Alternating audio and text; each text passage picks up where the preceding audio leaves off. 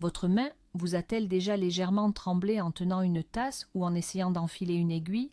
La première pensée qui vient à l'esprit de beaucoup, c'est la maladie de Parkinson. Mais que diriez-vous si je vous annonçais que dans la majorité des cas, il n'en est rien? Aujourd'hui, nous allons décrypter la différence fondamentale entre un tremblement commun et la maladie de Parkinson. Et cette différence est si simple et si évidente que vous vous étonnerez de ne pas l'avoir remarquée plus tôt. Pour commencer, faisons un petit retour sur l'histoire. Tout a commencé en 1817, lorsque le médecin anglais James Parkinson a décrit un état qu'il a appelé la paralysie agitante. Il a remarqué chez ses patients non pas un simple tremblement, mais tout un ensemble de symptômes. C'est précisément ce complexe qui est devenu la clé de la compréhension de la maladie qui, plus tard, porterait son nom. Alors, pour bien comprendre ce qui suit, mettons les choses au clair. Avant de plonger dans les comparaisons, il est essentiel de définir qu'est-ce que le tremblement concrètement. Pour le dire simplement, le tremblement est tout mouvement involontaire, rythmique et oscillatoire. C'est un peu comme si un petit batteur, très persévérant, s'était installé en vous et battait son rythme dans votre main, votre jambe ou même votre tête. Et voici le premier point, et le plus crucial à bien intégrer, le tremblement n'est pas une maladie. Je le répète, le tremblement en soi n'est pas un diagnostic, mais simplement un symptôme. C'est comme un voyant lumineux sur le tableau de bord d'une voiture. Il peut s'allumer pour une centaine de raisons différentes, allant des plus bénignes aux plus graves. Par exemple, avez-vous déjà remarqué que vos mains tremblaient légèrement après 3 tasses d'un espresso bien corsé, ou après une nuit blanche, ou peut-être avant un examen important ou une prise de parole en public? Ça, c'est du tremblement, on l'appelle physiologique et il est absolument normal. Mais le monde des tremblements est bien plus varié et ses causes peuvent aller de la fatigue et du stress aux effets secondaires de certains médicaments ou, comme dans les cas qui nous intéressent, à des affections neurologiques plus sérieuses. Notre objectif aujourd'hui est d'apprendre à bien différencier ces différents voyants d'alerte. Et nous arrivons maintenant à notre question principale. Comment distinguer un type de tremblement d'un autre? Commençons par le plus connu et souvent le plus impressionnant, le tremblement lié à la maladie de Parkinson. Son signe distinctif majeur et fondamental, et retenez bien cette expression, est le tremblement de repos. Qu'est-ce que cela signifie? Imaginez une situation des plus courantes. Vous êtes tranquillement assis dans un fauteuil, vous êtes détendu, vous regardez la télévision ou vous vous reposez simplement.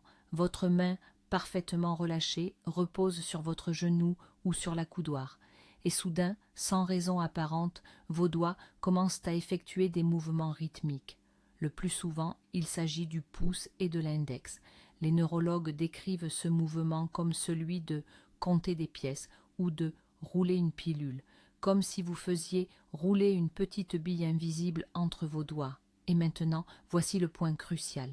Dès que vous décidez de faire quelque chose avec cette main, prendre une tasse, vous grattez le nez, la tendre pour serrer une main, le tremblement diminue comme par magie ou disparaît complètement. Il réapparaît dès que la main retrouve son repos. Autrement dit, le tremblement est actif lorsque les muscles sont relâchés et il s'estompe lorsqu'ils sont sollicités. C'est un classique absolu, la véritable carte de visite de la maladie de Parkinson. Passons maintenant à l'autre côté de la médaille. Si le tremblement parkinsonien est ce que l'on appelle un tremblement de repos, son exact contraire est le tremblement d'action.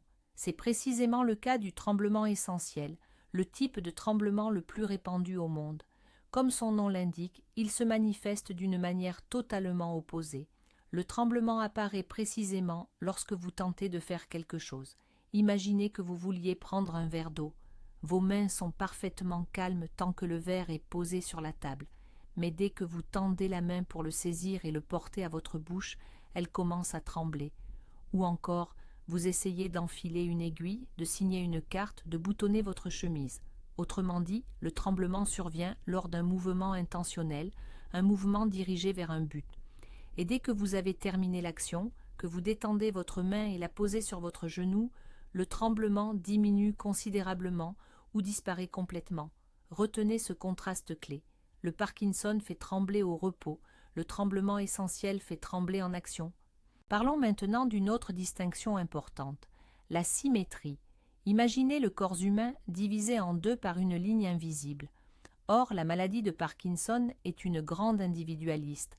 Elle débute presque toujours d'un seul côté du corps. Par exemple, seule la main droite peut commencer à trembler, tandis que la gauche reste parfaitement calme.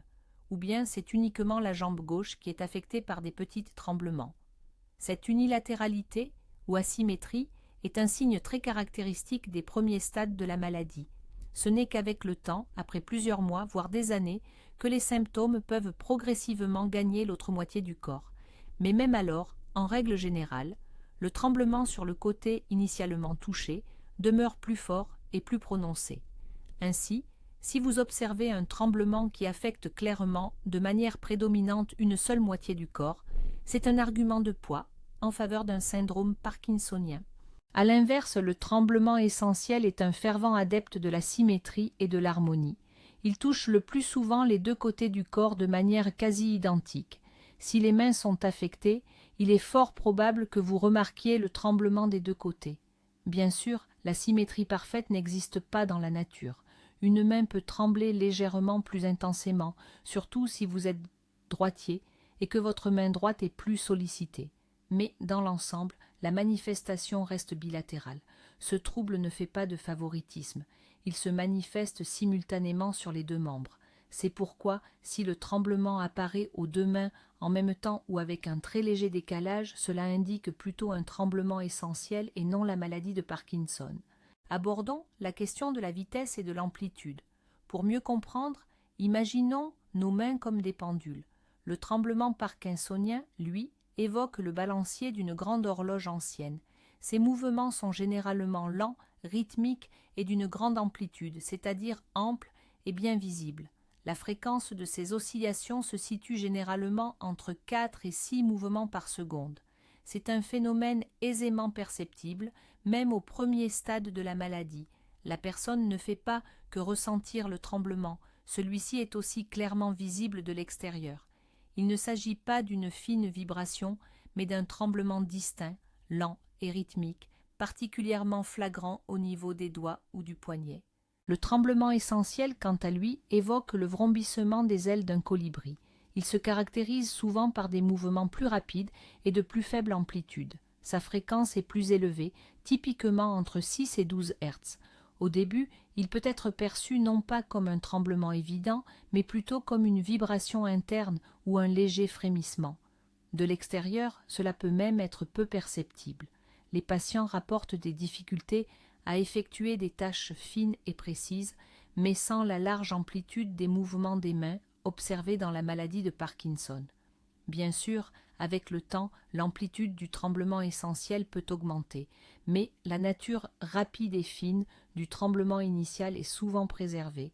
Mais ce qu'il est crucial de comprendre, c'est que la maladie de Parkinson ne vient jamais seule. Elle a ses compagnons fidèles, ses symptômes indissociables. Le tremblement, bien que souvent le plus visible, n'est en fait qu'un des multiples signes. Presque systématiquement, il est accompagné d'au moins 3 autres symptômes clés. Le premier est la rigidité ou raideur musculaire. Le corps semble figé ou en bois, rendant l'initiation des mouvements particulièrement difficile. Le deuxième symptôme est la bradykinésie, c'est-à-dire un net ralentissement des mouvements. Des actions quotidiennes comme la marche, s'habiller ou manger s'exécutent au ralenti, comme dans un film à vitesse réduite. Et le troisième est l'instabilité posturale, c'est-à-dire des problèmes d'équilibre. La personne peut traîner les pieds, avoir du mal à se tourner ou à changer de direction. C'est ce quatuor de symptômes qui forme le noyau central de la maladie de Parkinson. Le tremblement essentiel est, par nature, un trouble isolé. Dans l'immense majorité des cas, mis à part le tremblement lui-même, le patient ne présente aucun autre symptôme gênant. Il n'y a ni raideur musculaire, ni lenteur des mouvements. La personne peut marcher rapidement, courir et se lever facilement d'une chaise. Ces mouvements ne sont pas entravés. L'écriture peut être irrégulière à cause du tremblement, mais elle n'est pas micrographique. Il n'y a pas de problème d'équilibre ni de blocage soudain. C'est là toute son essence. Il s'agit d'un tremblement isolé. Bien sûr, le tremblement peut causer un inconfort significatif, mais il ne fait pas partie d'un ensemble plus vaste de troubles moteurs comme on le constate dans la maladie de Parkinson. Parlons de l'écriture manuscrite. C'est un test très simple, mais incroyablement révélateur, capable de nous en apprendre beaucoup. La maladie de Parkinson entraîne une modification très caractéristique. L'écriture devient petite, resserrée, les lettres semblent se coller les unes aux autres, et la ligne peut même glisser vers le bas à la fin d'une phrase. Ce phénomène porte un nom, la micrographie. Cela est dû à la rigidité et à la lenteur des mouvements. Il est simplement physiquement difficile pour la personne d'effectuer des mouvements amples et déliés avec un stylo. Si on lui demande d'écrire la même phrase plusieurs fois de suite, chaque ligne successive sera plus petite que la précédente. Avec le tremblement essentiel, la situation est tout autre. Le problème principal ici n'est pas la raideur, mais le tremblement lui-même, qui entrave le contrôle des mouvements. C'est pourquoi l'écriture, à l'inverse, devient souvent grande, ample, irrégulière et comme tremblante. Les lettres peuvent être disproportionnellement grandes, anguleuses. La personne tente en quelque sorte de maîtriser le tremblement en effectuant des mouvements plus larges, mais cela se fait au détriment de la précision. Contrairement à la micrographie observée dans la maladie de Parkinson, la taille des lettres ne diminue pas ici. Au contraire, elle peut même s'agrandir. L'écriture devient simplement désordonnée, mais elle n'est ni petite ni compressée. Et la voix, c'est un autre signe subtil, mais ô combien révélateur. Chez les personnes atteintes de la maladie de Parkinson, la rigidité et la lenteur généralisée n'épargnent pas les muscles responsables de la parole. La voix devient souvent faible, monocorde, dépourvue d'inflexion et de toute expressivité. C'est ce qu'on appelle l'hypophonie. Le patient a tendance à parler dans sa barbe, d'une voix sans relief et peine à l'élever. L'articulation devient pâteuse et imprécise. Il arrive parfois que le débit s'accélère, les mots se fondant alors en un flot inintelligible. Quand le tremblement essentiel touche les muscles du larynx et les cordes vocales, la voix est aussi affectée, mais d'une toute autre façon. Elle ne devient ni faible ni monotone. Au contraire, elle prend une intonation tremblante. C'est particulièrement flagrant lorsque la personne tente de parler lentement ou de prolonger un son, comme en essayant de tenir un « ah ». On perçoit alors un tremblement vocal net et rythmique. Cela rappelle la voix d'une personne très âgée ou celle de quelqu'un de très anxieux. Cependant, le volume et l'intonation émotionnelle du discours ne sont généralement pas affectés. Autrement dit, le problème réside non pas dans la puissance vocale, mais dans sa stabilité. Il existe aussi un test très curieux, mais je précise d'emblée qu'il n'est pas des plus scientifiques et certainement pas un traitement. Il s'agit de la réaction à une petite dose d'alcool. On a depuis longtemps remarqué que chez de nombreuses personnes atteintes de tremblements essentiels, un verre de vin ou un petit verre de cognac peut temporairement, mais très significativement, réduire, voire faire disparaître complètement les tremblements. Ce phénomène est bien connu des neurologues. L'effet est généralement de courte durée, d'une demi-heure à quelques heures, avant que le tremblement ne réapparaisse, parfois même avec une intensité accrue. Mais le simple fait de cette amélioration temporaire est particulièrement révélateur du tremblement essentiel. En règle générale, l'alcool n'a pratiquement aucun effet sur le tremblement lié à la maladie de Parkinson. Il ne diminue pas les tremblements. Dans certains cas, en raison de son effet relaxant général sur le système nerveux, il peut même légèrement l'accentuer ou le rendre plus perceptible. Bien entendu, il ne s'agit en aucun cas d'une incitation à l'action ni d'une méthode d'autodiagnostic. Utiliser l'alcool pour soulager les tremblements est une mauvaise idée qui peut mener à la dépendance. Cependant, en tant qu'élément de diagnostic à mentionner à votre médecin, ce fait est pertinent. Passons maintenant à la génétique et à l'histoire familiale. Le tremblement essentiel est très souvent une véritable affaire de famille. Il a une composante héréditaire très marquée. Si vous demandez à une personne atteinte de tremblement essentiel si ses parents ou grands-parents présentaient eux aussi des tremblements des mains, la réponse sera oui dans plus de la moitié des cas. C'est une maladie avec un mode de transmission dit autosomique dominant. En termes simples, si l'un des parents est porteur de ce gène, la probabilité qu'il le transmette à son enfant est de 50%. Ainsi, si les tremblements des mains sont un phénomène connu dans votre famille, c'est un argument de poids en faveur du tremblement essentiel. Sur ce point, la maladie de Parkinson se distingue. Dans l'écrasante majorité des cas, soit environ 90%, elle est sporadique. Cela signifie qu'elle apparaît de manière aléatoire, sans aucun lien génétique évident. On peut développer la maladie de Parkinson, même si elle n'a touché personne dans la famille, sur plusieurs générations. Certes, il existe des formes familiales ou héréditaires de la maladie, mais elles sont bien plus rares. L'absence d'antécédents familiaux de parkinsonisme ne constitue donc hélas aucune garantie. En revanche, sa présence devrait inciter à une plus grande vigilance quant à sa santé. Mais que se passe-t-il exactement dans notre cerveau et d'où viennent ces tremblements? Les causes sont multiples et bien différentes. Au cœur de la maladie de Parkinson se trouve un processus tragique, la dégénérescence progressive de cellules très spécifiques situées dans une région du cerveau appelée la substance noire. Ces cellules sont essentielles car elles sont responsables de la production de dopamine, un neurotransmetteur majeur. La dopamine, c'est en quelque sorte le lubrifiant de notre système moteur. Elle garantit la fluidité, la rapidité et la précision de nos mouvements. Lorsque le nombre de ces cellules productrices de dopamine diminue progressivement, le système commence à dysfonctionner. C'est alors qu'apparaissent les tremblements, la rigidité et la lenteur des mouvements. C'est un peu comme un moteur qui manquerait d'huile. La cause du tremblement essentiel reste à ce jour mal comprise, ce qui en fait l'une des grandes énigmes de la neurologie. Cependant, l'hypothèse dominante actuelle l'associe à des dysfonctionnements du cervelet et de ses connexions avec d'autres régions cérébrales, notamment le thalamus. Le cervelet est notre coordinateur interne, le chef d'orchestre de nos mouvements. Il est responsable de leur précision, de leur fluidité et de leur coordination. On pense que dans le tremblement essentiel, les réseaux neuronaux de cette région dysfonctionnent, envoyant aux muscles des signaux anormaux et rythmiques. Il est important de noter qu'il n'y a pas de mort cellulaire massive, contrairement à la maladie de Parkinson. La structure du cerveau reste intacte, seule sa fonction est altérée, mais sans aucun.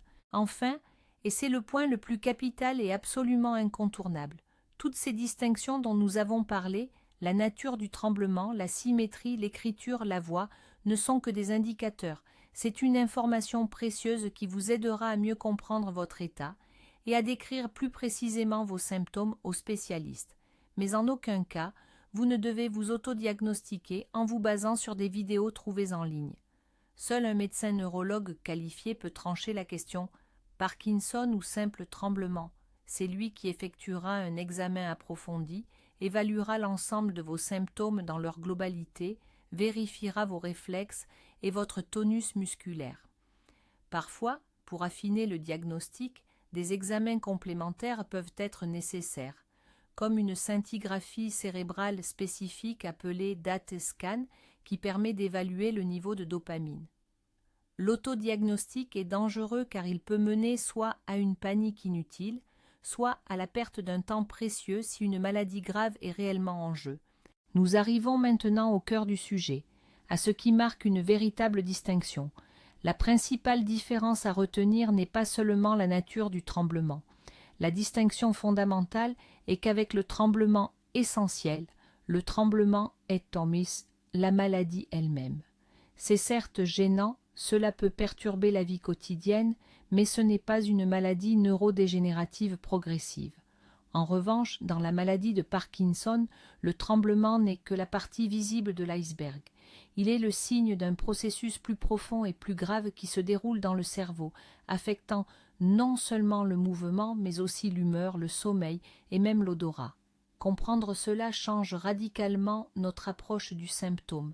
Dans un cas, nous combattons le tremblement, dans l'autre, une maladie complexe. Pour récapituler, un tremblement de repos qui débute d'un côté et s'accompagne de raideur, est une raison sérieuse de consulter un médecin et de suspecter la maladie de Parkinson.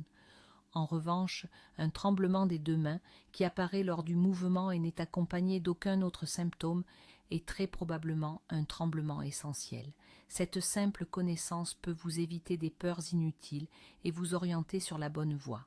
Merci d'avoir regardé cette vidéo jusqu'au bout, j'espère qu'elle vous a été utile. Si c'est le cas, n'oubliez pas de laisser un pouce bleu et de vous abonner à la chaîne pour ne manquer aucune de nos prochaines vidéos. Maintenant, une question pour vous. Vous ou vos proches, avez-vous déjà été confrontés à un tremblement? Connaissiez-vous ces distinctions auparavant? Partagez votre expérience dans les commentaires, discutons-en ensemble.